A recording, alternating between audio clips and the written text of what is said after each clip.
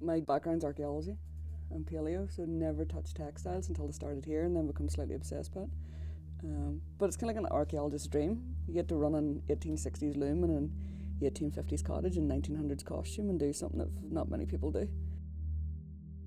Basically, the Egyptians were the ones that started to weave it in like mass production about 4000 BC. Been using flax since about 8000. So where you first see it is like fishing wire and fishing nets.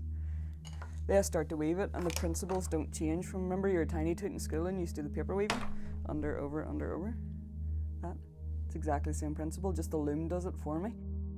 What the loom does is it lifts half the threads, lowers half, creates a tunnel, send the weft through, creates exactly the same pattern, but just does it a lot quicker. So, send it, weft gets left behind, but it's quite loose. Use a reed, it's a little comb, pulls into the cloth edge, swap, locks it so it can't go anywhere.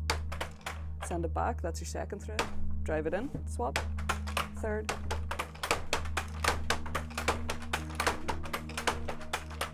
"28 shots later, you get a centimetre. 2,800 later, you get a metre. Just build it.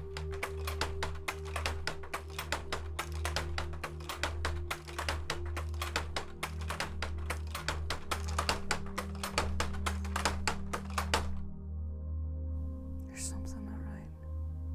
When it clears, you'll hear it go thump.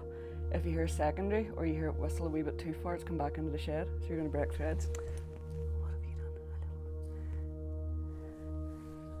Which I think it's just done a couple.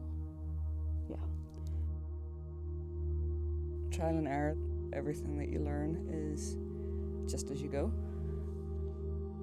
Don't really bobby at it, really, just learn it. When you start, I woke my husband up because I was hitting him. I was doing that in my sleep. Couldn't get it out of my head. I can't carry a tune in a bucket, so I wouldn't sing.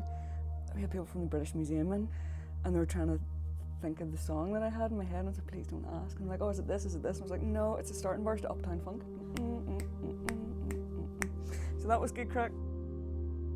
Everybody decorates their loom like you do your desk. You put just random stuff everywhere. You get used to it, and then you go, right, wee box for this there, handy there, because you don't even have to think. And that's why all those wee scrape marks are from people always doing that. Most people in this loom were right-handed because of the thumb mark. It's not quite right there, but that side is. So it's been worn smooth. Same with in here where the cloth runs around. It's smoothed down. It's just wee tiny things.